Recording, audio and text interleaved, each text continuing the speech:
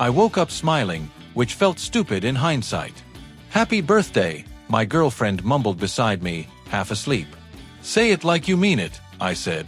She smiled and kissed my cheek. "Happy birthday." That was enough for me. I didn't need gifts. I didn't need anything loud. I just wanted to feel chosen. "Tonight will be fun," she said. "The girls want to do something small." "Small is perfect," I replied.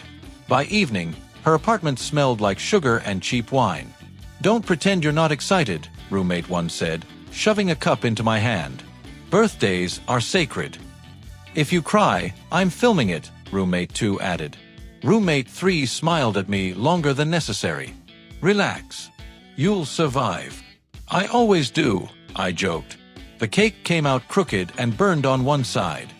"I tried," my girlfriend said defensively. "I love it," I replied honestly. We laughed. Glasses clinked. "So," roommate 1 said loudly, already tipsy, "can we talk about weird coincidences?" Roommate 2 groaned. "Here we go." "I swear," roommate 1 continued, "all my exes have the worst timing." "How bad?" I asked. "Birthday bad," she said. "Same date. Every single one." Roommate 2 froze. "Wait. Yours too." Roommate 3 blinked. "That's not normal." "What's the date?" I asked, laughing. They said it together. My smile faltered. "That's today," I said. Roommate 1 laughed too hard. "Shut up." "I'm serious," I added. Silence slipped in. Roommate 2 cleared her throat. "That's funny." Roommate 3 didn't smile at all. "Oh my God," roommate 1 said. "My last ex too." "Stop," roommate 2 whispered. The room tilted slightly. "That's just coincidence," I said quickly. My girlfriend hadn't spoken. She stared at her drink. "Hey," I said softly. "It's fine." Roommate 1 leaned forward. "What about you?" Everyone looked at my girlfriend. She lifted her eyes slowly. For a second, I thought she would laugh. She didn't. She said my name. Not loudly. Not joking. Just my name. The room went dead. The music kept playing, which felt cruel. "I didn't mean it like that," she said fast. My ears rang. "What way did you mean it?" I asked lightly. Roommate 2 stood up. "I need air." Roommate 1 muttered, "I messed up." Roommate 3 whispered, "I told you." I laughed. I hate that I laughed. "Oh," I said. "That's wild." My girlfriend reached for my hand. "It's not what?" "It's okay," I interrupted. "Really?" She searched my face. "I swear," she said quietly. "I believe you," I replied, because arguing felt worse. The cake sat untouched between us. "Let's cut it," roommate 1 said weakly. "No," roommate 3 snapped. "Not now." I smiled and picked up the knife. "Someone make a wish," I said. No one spoke. "I will," I continued. "I wish people didn't get awkward on my birthday." A few laughs escaped. Thin. Forced. My girlfriend leaned close. "We'll talk later." "Later is fine," I said. The night dragged. Every joke landed wrong. Every laugh sounded delayed. When someone hugged me, it felt like apology. Roommate 2 avoided my eyes. Roommate 3 watched my girlfriend like she might confess something without words. "You okay?" my girlfriend asked for the 5th time. "I'm great," I said. That was the lie of the night. When the candles burned out, I clapped. "Best party yet," I said. They smiled back, grateful for the escape. When I stood alone in the bathroom later, I stared at my reflection. It smiled. It held. It didn't break. Not yet. I rinsed my face and looked at myself again. "It's just a name," I whispered. But my chest hurt. I walked back out with a grin. Happy birthday to me. I didn't sleep after the party. I lay on my back, staring at the ceiling fan as it clicked in uneven circles. "You okay?" my girlfriend whispered. I smiled into the dark. "Just tired." She shifted closer. "It got weird tonight." "It happens," I said. She laughed softly. "You're overthinking." That phrase settled in my chest like a bruise. I replayed the room again. The cake. The laughter dying. My name landing too softly to be accidental. "You're quiet," she said. "I'm listening," I replied. She sighed. "Can we not do this now?" "Do what?" "Analyze everything," she said. "It was just a stupid joke." "It didn't sound like one," I said evenly. She rolled onto her side. "You're reading into it."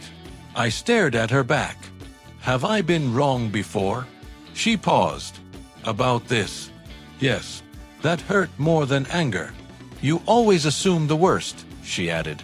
I swallowed. "I assume patterns." She turned back. "You didn't even hear the full conversation." "I heard my name," I said. "That doesn't mean anything." "It meant something to everyone else," I replied. She waved a hand. "They're dramatic." "Are you?" I asked quietly.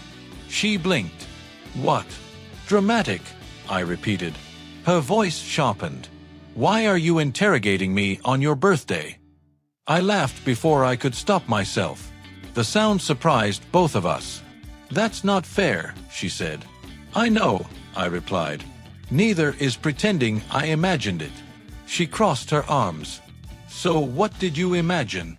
I chose my words carefully. "That you've been comparing me to someone." She scoffed. "Everyone compares." "Out loud?" I asked. She stood up. "I'm going to get water." I watched her leave and remembered other nights. "Don't be insecure," she'd said once when her phone buzzed late. "You're projecting," she'd laughed when I asked who she vented to. "It's nothing," she'd shrugged when I noticed distance grow. She came back and handed me the glass. "There," she said. "Drink. You're spiraling." I took it. "I don't want to fight." "Then stop pushing," she said. "I'm not pushing," I replied. "I'm asking." "Well, stop," she snapped. Silence stretched thin. "I've been patient," I said softly. "I never asked you to be," she replied immediately. That line cut clean. I nodded slowly. "Okay." She softened her tone. "Look, you're tired. We'll talk tomorrow." "Will we?" I asked. "Yes," she said quickly. "Of course." The certainty felt rehearsed. I lay back down, staring at the fan again. "Why did you say my name like that?" I asked. She hesitated. "Like what?" "Like you remembered something," I said. Her answer came too fast. "You imagined it." I smiled again, because I didn't trust my voice. "You always do that," she said suddenly. "Do what?" I asked. "Get quiet like you're planning something." "I'm planning sleep," I replied. She exhaled in relief. "Good." I closed my eyes. Inside my head, denial argued with instinct. "You love her," denial said. "Trust her." "Your chest hurts," instinct replied. "That isn't nothing." I remembered roommate 3's face when my name was said. Pity first, then guilt. I remembered how roommate 2 left the room. How no one corrected her. "Do you still love me?" I asked suddenly. "Yes," she said, too quickly again. I turned to face her. That wasn't an easy question. She frowned. "Why are you doing this?"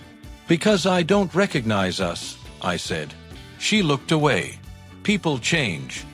"I didn't," I replied. She whispered, "That's not true." I waited. She didn't continue. I rolled onto my side, back to her.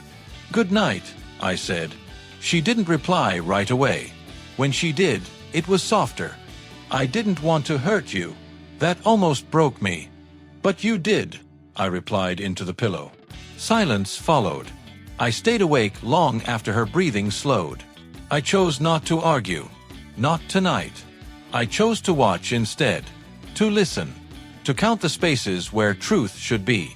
I laughed earlier. Now I bled quietly. And that hurt more.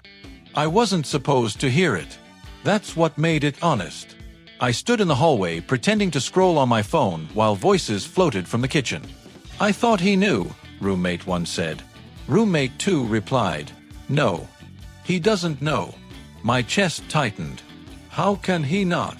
Roommate 1 pushed. "We've talked about it for months." Silence stretched. Roommate 3 finally spoke. "Lower your voice." "I'm just saying," Roommate 1 continued. "She vents to us constantly." My thumb froze on the screen. "That doesn't mean cheating," Roommate 2 said, not convincing herself. "She compared them," Roommate 1 replied. "Over and over." My stomach dropped. "Stop," Roommate 3 warned. "Why?" Roommate 1 snapped. "It's done." I stepped closer without moving. Roommate 2 sighed. "I feel bad for him." That word lodged deep. "He's not stupid," Roommate 1 said. "He just trusts her." "That's worse," Roommate 2 whispered. My ears rang. "I told her this would blow up," Roommate 3 said quietly. "When?" Roommate 1 asked. "After the birthday thing," she replied. "I told her that was cruel." "We were drunk," Roommate 1 shrugged. "She wasn't," Roommate 3 said. The words stacked into something sharp. I leaned against the wall, breathing shallow. "She's been talking about her ex again?" Roommate 2 asked. "Yes," Roommate 1 said. "Since before last winter." Winter. I remembered cold nights and her phone lighting up.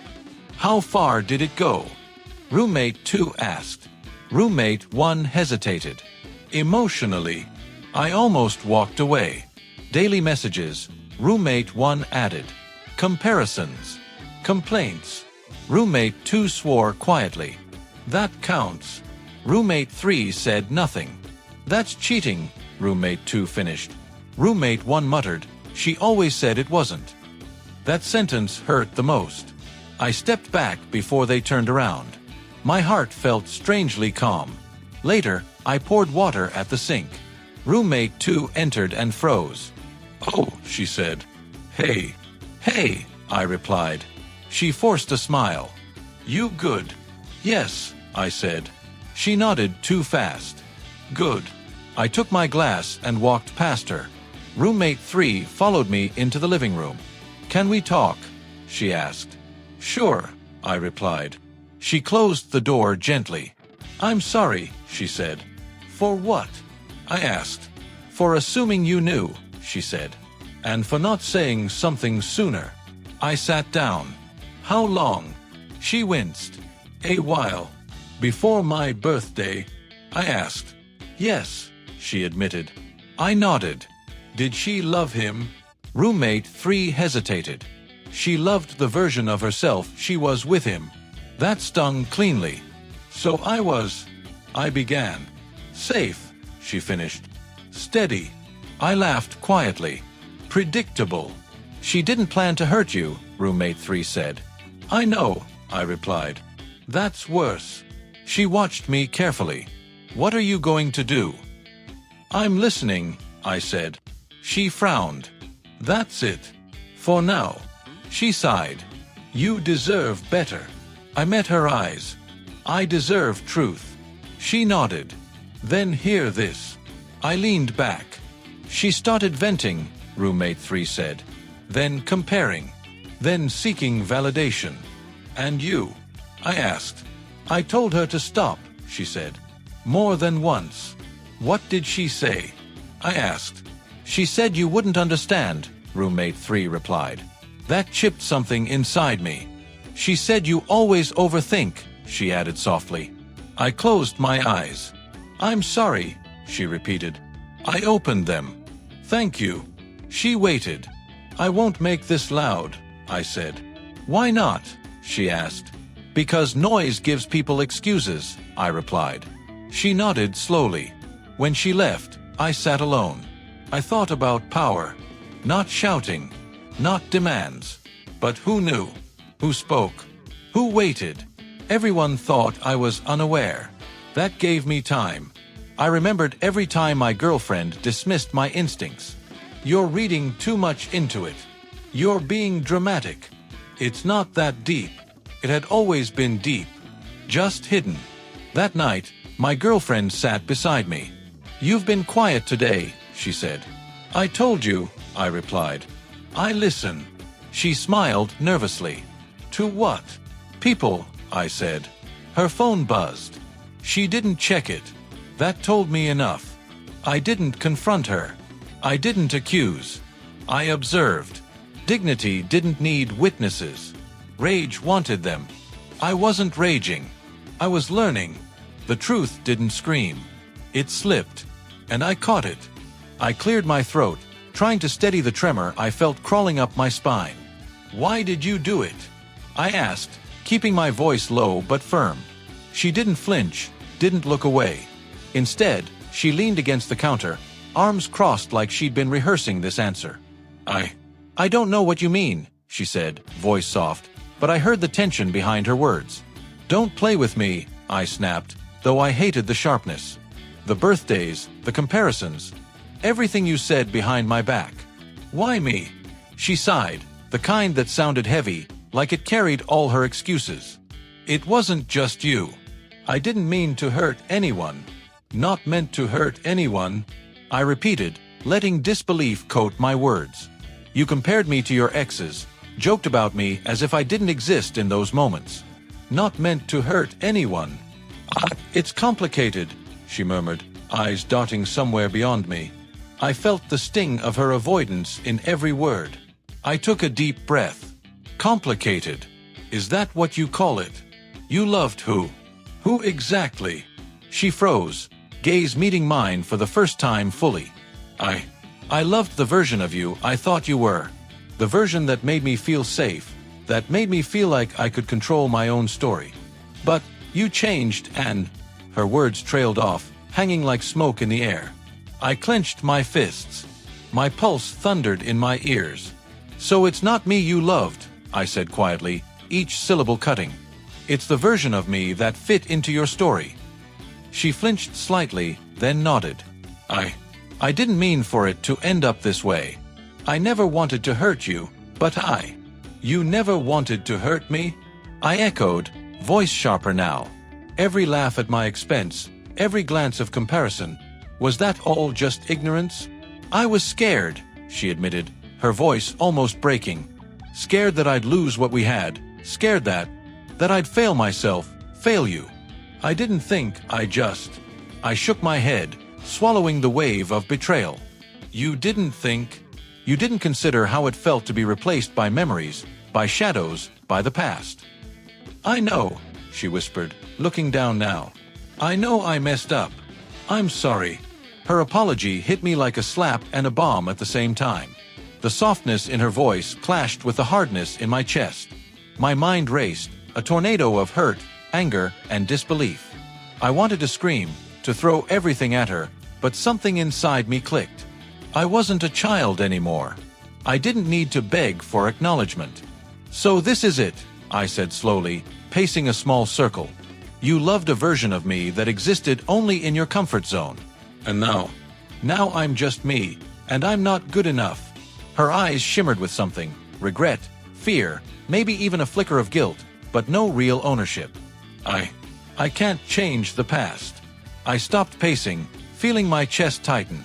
I don't need you to change it. I just need to see you own it. Fully. Not fragments, not excuses, not partial truths. Can you do that? She shook her head, almost imperceptibly. I'm trying. I let out a bitter laugh, one that didn't quite reach my eyes. Trying isn't enough. It wasn't enough then, and it won't be enough now. Her lips pressed into a thin line. I never meant for it to hurt this much. Intentions don't matter, I said, each word deliberate. Impact does. You loved who you thought I was, not who I am. And that's the part one can't forgive. Her eyes welled up, but the tears were for her, not me. I realized then that the apology, the guilt, all of it, it was a mirror of her own conflict, not care for mine. I let the truth settle in my chest, a cold, heavy thing that didn't move. I'm not asking you to fix me. I'm not asking for reconciliation. I'm just done being the person you wanted me to be. She opened her mouth, maybe to argue, to justify, but I held up a hand. Don't make this about what you think I should feel. This is about what I am finally deciding I need. I stepped back, giving myself space, giving her silence. The quiet stretched, thick and heavy, but I welcomed it. My voice was steady when I spoke again. I won't chase a version of love that never existed. I'll honor what I felt, but I'm done living in someone else's memory of me. She looked at me, genuinely shocked this time. The realization hit, and I saw her falter. No excuses could mask the truth I had spoken. I didn't need to raise my voice. I didn't need to cry or collapse. I just stood there, firm, letting her words, and my own reflection, sink into reality. I guess I'll go, she whispered finally, a small, defeated sound. I nodded, almost mechanically. Yes, go. The apartment was still after she left, the echo of her footsteps fading into the walls. And in that silence, I felt it, something I hadn't felt in a long time. The slow, steady pulse of self-respect, wrapping around my chest, solid and cold. I sat down, letting my hands fall to my knees. The sting of betrayal burned, yes, but beneath it, a strange calm settled. The version of me she replaced was gone, but the real me remained, sharp and aware. No more chasing shadows. No more apologies for being whole. I had survived her games, her comparisons, her partial confessions. And for the first time in a long time, I felt like I was choosing myself. I packed my bag slowly, deliberately, each motion careful and measured. My hands trembled slightly, but I let it be subtle. No dramatic gestures, no slammed drawers, no shouting. Silence carried the weight today. You sure about this? My close friend asked, leaning against the doorframe. Their eyes were warm, steady, grounding. I have to be, I said, clipping a zipper closed. I can't keep living in someone else's version of me. They nodded, understanding more in that nod than any words could convey. You deserve peace. Not excuses, not half-truths. Peace. I know. I paused, running a hand through my hair. It's strange. It doesn't feel like I'm leaving her. It feels like I'm leaving the version of me she built in her mind. Exactly, my friend said softly. And that's the part she can't touch anymore. I took a deep breath, feeling the first real clarity in weeks. My girlfriend appeared in the living room doorway, eyes red, lips trembling. You're leaving, she whispered, voice fragile. Yes, I said, my tone calm. I've thought about it for a while. I need to be somewhere I'm not just a memory or a comparison. She stepped closer, hands out as if to reach me, but I stayed seated, letting her hesitate. I didn't mean for it to hurt this much, she said. Her words had no hold on me. I let them float past like leaves in a river. Intentions aren't enough, I said quietly. Actions are what stay, what matter. And the past, it doesn't change. She sank to the floor, silent for a moment. Then the tears came, uncontrolled, and she covered her face. I just wanted things to be simple, she cried. I looked away, refusing to comfort her, refusing to make her pain my performance. My silence was deliberate, a mirror of the respect I had begun to owe myself. Simple is a choice, I said, and simplicity can't live where honesty is absent. The apartment felt smaller somehow, weighted by unspoken truths and finality. I heard the rustle of her ex-girlfriend's pictures still on the walls, remnants of her comparisons. I'd learned not to flinch at them. Not anymore. My coworker called me earlier that day, catching me during lunch. Everything okay? They asked, voice casual, but warm enough to pierce the loneliness I'd been carrying. Better than okay, I had said. I'm finally making a choice that's mine. You sound solid, they said, and I realized the tone wasn't mockery. Like you've grown up overnight. Feels like it, I admitted. Feels like I finally see who I've been hiding from, me. Back in the apartment, I watched my girlfriend cry without flinching. I wasn't cold. I was conscious. I was careful not to let her pain draw me back into the role I had been performing for months. Silent acceptance, forgiveness, rationalization. I guess. I thought we were special, she murmured, voice broken. We were, I said. But not the way you thought. Not the way you wanted. And that's okay. It doesn't make this less real, it just makes it mine now. Her tears fell faster, and I saw the panic flash in her eyes. The sudden realization she had lost control over the story she had written for us. She wanted me to plead, to stay, to be the version of myself that she loved, but I didn't move. I didn't speak more than I had to. "I won't try to convince you," she whispered. "Please, don't leave like this." I shook my head gently. Leaving quietly isn't leaving cruelly. It's leaving on my terms. I'm not running from you. I'm moving toward myself. She pressed her hands to her knees, sobbing, and I finally stood, lifting my bag. Each step toward the door was deliberate, a rhythm of control, of composure. I didn't glance back to see if she was watching. I didn't need that affirmation. You'll be okay?" she asked, voice small, uncertain. "I will," I said firmly. "You'll have to learn to be okay with your own choices, too."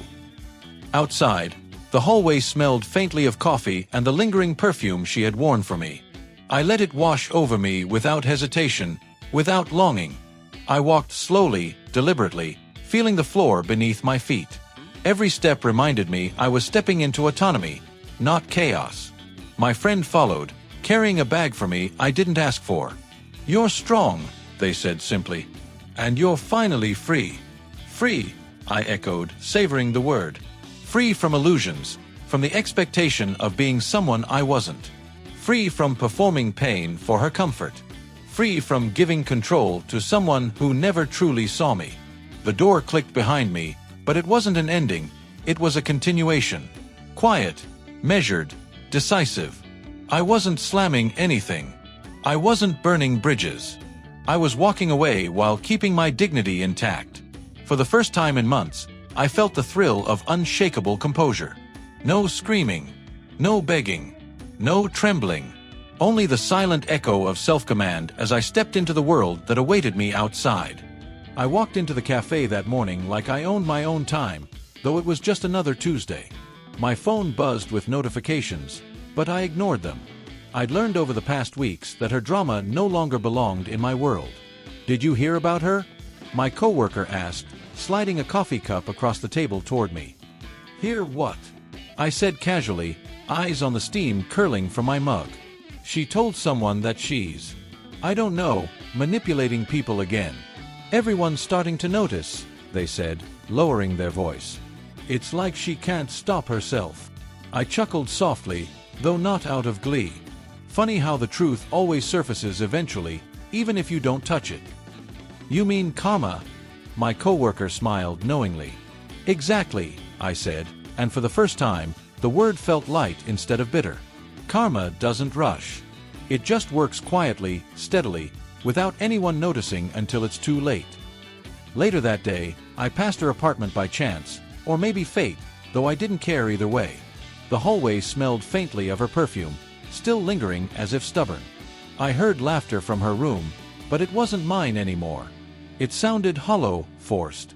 A voice I recognized, one of her roommates, spoke sharply. "I can't keep pretending this is fine. You hurt him. You lied. You." The words faded as I stepped closer. I stayed in the shadows, listening. She tried to respond, her voice trembled. "It wasn't. I didn't." I felt no anger, no need to defend myself. The realization hit me, slow and satisfying. She was unraveling under her own words. The weight of her actions, the history of comparisons and half-truths, pressed down on her without my intervention. Later, I met my close friend for lunch. "How are you holding up?" they asked, raising an eyebrow. "Better," I said, finally allowing a small smile. "I heard things today. It didn't hurt." "That's progress," they said. "It must feel good to know she can't hurt you anymore." "It is," I admitted. "The irony is, she reaches out sometimes, expecting a reaction. But I don't give her one. Polite, brief, unemotional. That's my control now. It started with a text. A single line, "Can we talk?" I stared at it for a moment, thumb hovering. Then I typed back, "I'm busy. Take care." No apology, no plea, no emotion. Just closure. I hit send and felt the weight lift slightly. Later, my coworker called. "You really mean it, don't you? You're done." Yes, I said firmly. I've realized something important. Silence is power. Not shouting, not revenge. Just presence or absence, deciding when to matter.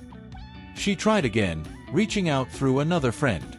I didn't respond immediately, letting it sit. Then I sent a short message. Received. Not available. That was all.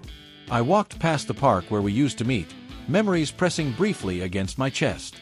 Instead of pain, I felt detachment. I saw the benches where we sat, where she laughed at things I didn't understand. I let it pass without comment. Her absence from my emotional life made the scenery irrelevant. Funny, my friend said later, meeting me for a walk. You seem lighter. Like you're finally walking away without dragging any weight. I am, I said, glancing at the autumn leaves falling around us. The weight was never mine to carry. I carried her version of me for too long, and now I could move without dragging it. I could live in the quiet satisfaction of watching consequences unfold naturally, without interference. Roommates distanced themselves, gossip carried truths that couldn't be twisted, and she realized too late that her power over me had vanished. One evening, she called. Her voice soft, hesitant. I just wanted to see how you were. Are you okay? I paused, letting her words hang in the air. I am, I said finally.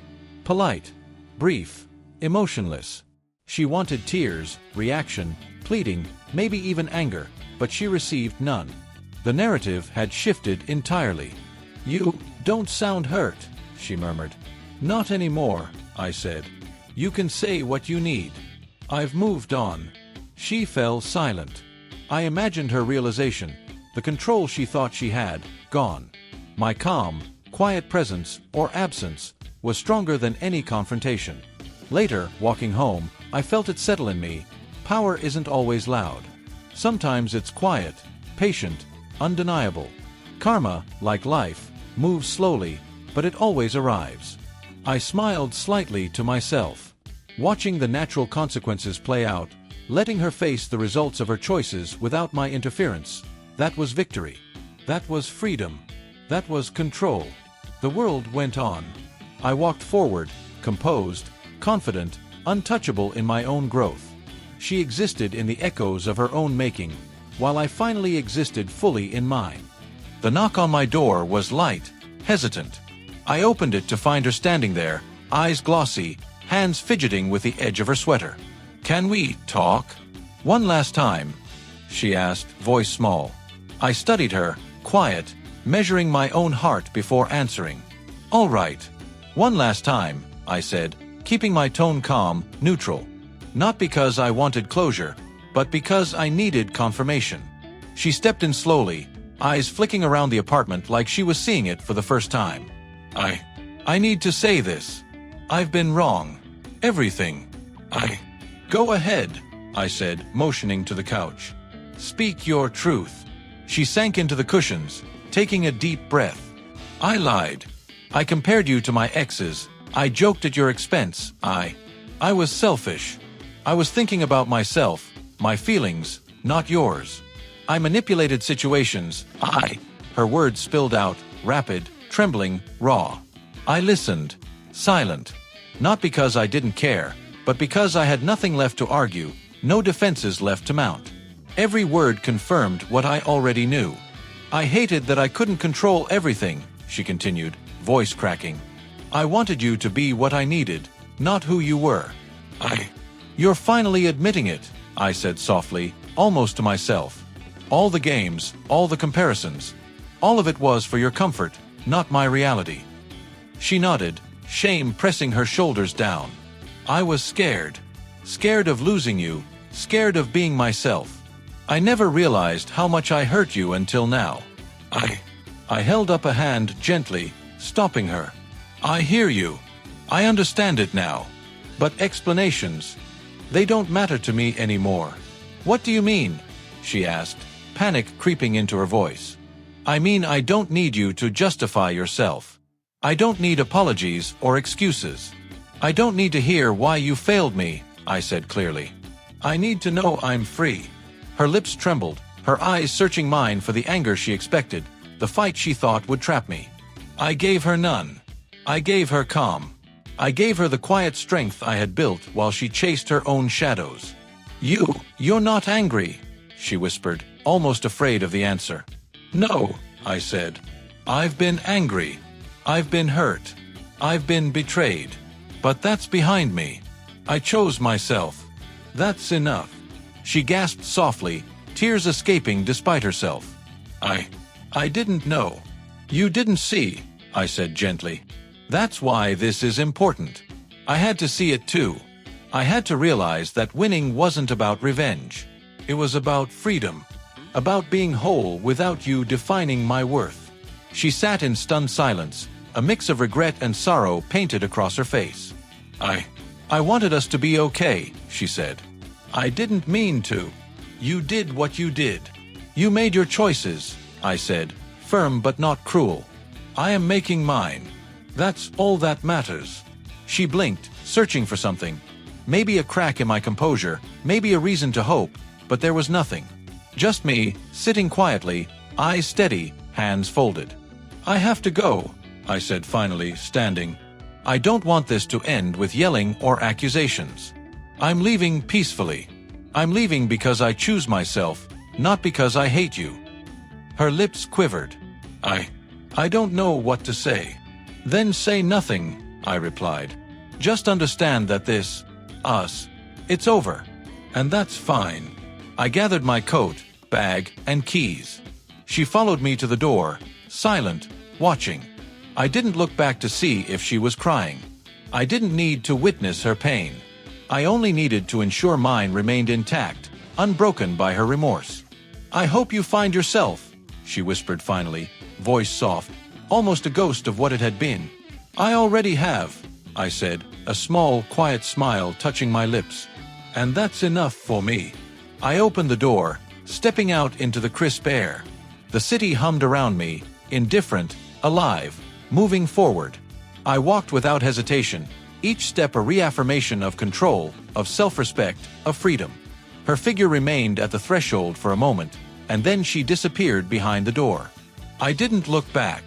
I didn't need to. I felt the weight lift from my chest, the tension release from my shoulders. I had survived her, survived the illusions, survived the love that had been nothing more than a reflection of her own fears. For the first time in months, maybe years, I felt complete. Not triumphant, not victorious in the traditional sense, simply whole. I had chosen me, and that was enough. The morning sunlight streamed through my apartment window, warm and gentle. I made my coffee slowly, savoring the quiet. Today was my birthday, but it didn't sting anymore. No awkward glances, no comparisons, no shadow of her laughter. Just me and the day. I muttered to myself, almost like a mantra, it's my birthday. Mine. The words tasted strange at first, unfamiliar on my tongue, but gradually, they grounded me. I poured the coffee into my favorite mug and took a deep breath. This day wasn't a wound, it was mine to claim. I texted my close friend first, the one who had been my anchor through the storm. Coffee later? My treat. Wouldn't miss it for the world, came the quick reply. Later, we met at our usual cafe.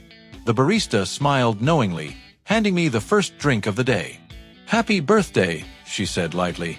No judgment, no teasing, just acknowledgement. I realized how rare that was. Thanks, I said, genuinely. Feels different this year. Peaceful. That's because you're free, my friend said, sipping their latte. You're finally celebrating yourself, not someone else's story. I nodded. I never thought birthdays could feel like reclaiming power. I used to dread this day, every year, waiting for comparisons, jokes, small betrayals hidden in laughter. Not anymore. We spent hours talking, laughing about trivial things, sharing stories, and I felt a warmth I hadn't felt in months. The kind of warmth that comes from being seen truly, not measured against someone else's memory or expectation. Later, my coworker stopped by with a small gift. Nothing extravagant, just a book I'd wanted for months. Happy birthday, they said, smiling. You deserve all the good things. Thank you, I said, for noticing me, not anyone else. We chatted for a while, and I realized how simple joy felt when it wasn't overshadowed by betrayal or doubt. I was learning how to inhabit my own story. That evening, I returned home. The apartment was quiet, but it no longer felt empty. I lit a single candle on a small piece of cake I had bought myself. No party, no expectations, no comparisons. Just me. I whispered, "Happy birthday, me." The words rolled off my tongue with newfound confidence. There was no hesitance, no second guessing. It was me speaking my own name, claiming my existence fully. I thought back to that first birthday at her apartment, the one where her roommate's laughter had tilted the room and broken something inside me. How fragile I had felt, unseen, invisible in my own life. How her words had cut sharper than any knife because they were tied to trust. Now, I could look back without pain. I could see the moment clearly, understand the lessons it taught me. I had survived betrayal, emotional manipulation, and comparison. I had rebuilt myself quietly, deliberately. And I had won, not by revenge, but by claiming my freedom. I took a deep breath and exhaled slowly, letting the weight of months lift from my chest. The candle flickered, reflecting my calm determination. I didn't need anyone to acknowledge my strength. It existed because I had nurtured it. Later, I went for a walk in the park, a place where the city hummed around me but didn't invade my solitude. I greeted passers-by, smiled at familiar faces, and felt the pulse of life around me. Each step reminded me that I moved in my own rhythm now, unchained from expectation. I stopped at a bench, sitting and watching the sky shift from blue to orange. The breeze carried a quiet promise. The world kept turning, and I was here, fully present. My birthday had become a marker of rebirth, a signpost for who I had become rather than what I had lost. I pulled my phone from my pocket, typed a short message to myself in the notes. Remember today. Remember who you are. The act felt ceremonial, almost sacred. I wasn't writing for anyone else. I wasn't proving anything. I was acknowledging myself, speaking my name aloud, claiming it with pride. As the sun dipped lower, I returned home, carrying the quiet warmth of the day with me. I set the candle on the windowsill, watching it burn steadily. The room was mine, the day was mine, the life I had fought to reclaim was mine. I whispered once more, softly, but this time with strength, "I am enough. I am me. I am here." And for the first time in years, the words resonated without echoing doubt. Peace settled into my bones, not borrowed or fragile, but earned and whole. This birthday, unlike any other, marked the beginning of living for myself. Not for her, not for anyone else. For me.